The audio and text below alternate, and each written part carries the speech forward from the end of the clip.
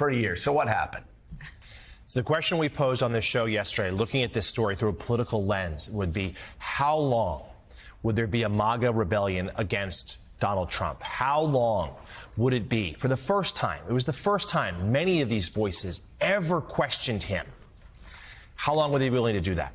And the answer was about 48 hours, because it does seem largely put to bed already. That yes, whether it is indeed Charlie Kirk or whether it was Benny Johnson, some of the loudest, most at times,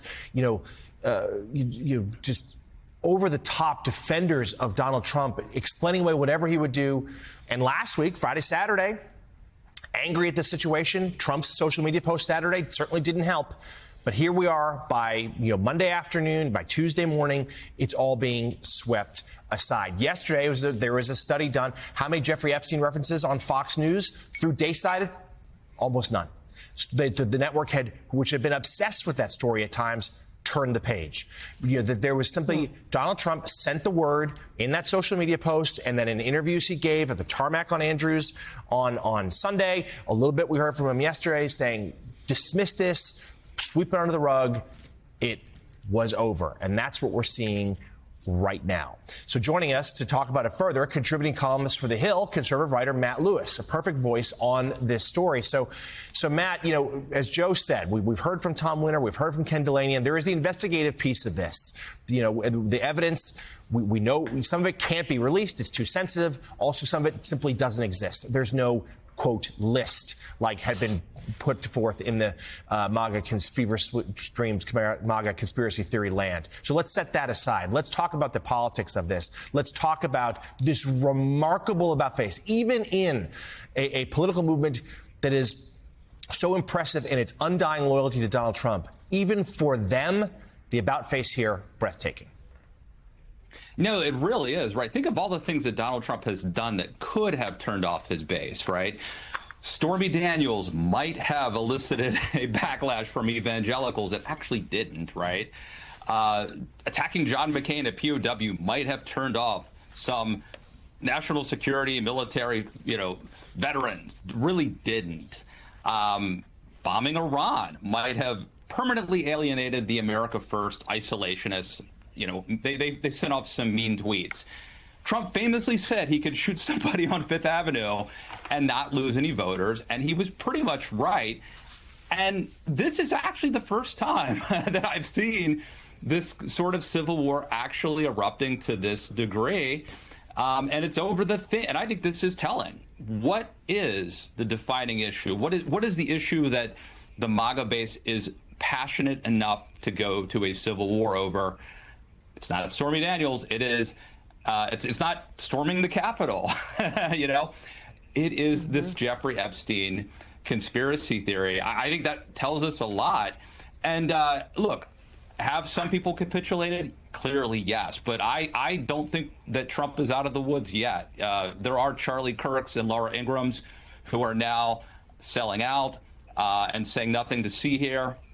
But there are others who I think are actually true believers, whether that's because they're just crazier and more into conspiracy theories, or because they're actually sincerely concerned about the fact that, look, Jeffrey Epstein was a sex trafficker.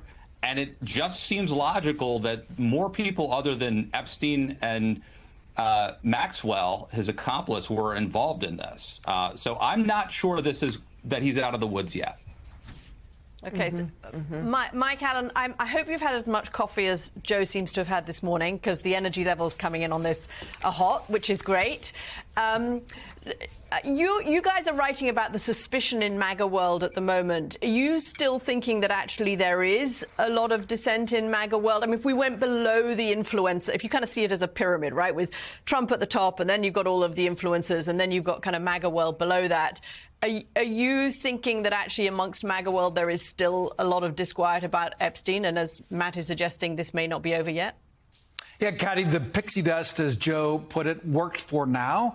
And my conversations with Trump World yesterday, the headline was, Trump is pissed. Like those three words, in addition to what he was saying in front of the cameras, behind the cameras, he was sending the same message. And so that's why you saw Charlie Kirk backing off. But pull back the camera. Look at why this erupted and why, as you and Matt suggest, like this may not be over. If you look at how MAGA came to power, there's a story up, the lead story of Axios right now about MAGA paranoia, the MAGA siege mentality. This is by Tal Axelrod from Axios, who was at that Turning Point USA Student Action Summit in Tampa over the weekend, and Zach Basu. And they point out that MAGA came to power based on suspicion, right, of elites, of globalists, of the deep state.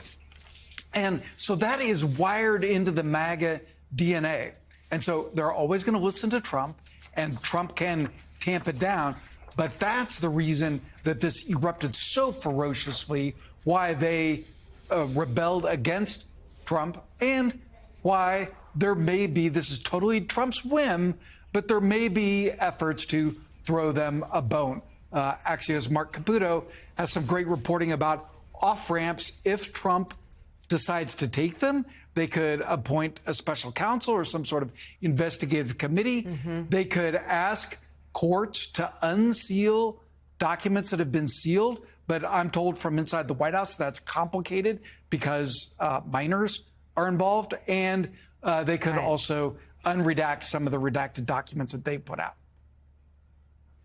All right. We'll continue to follow this with you, Mike Allen, and contributing columnist for The Hill, Matt Lewis. Thank you very much for coming on the show and way too early this morning.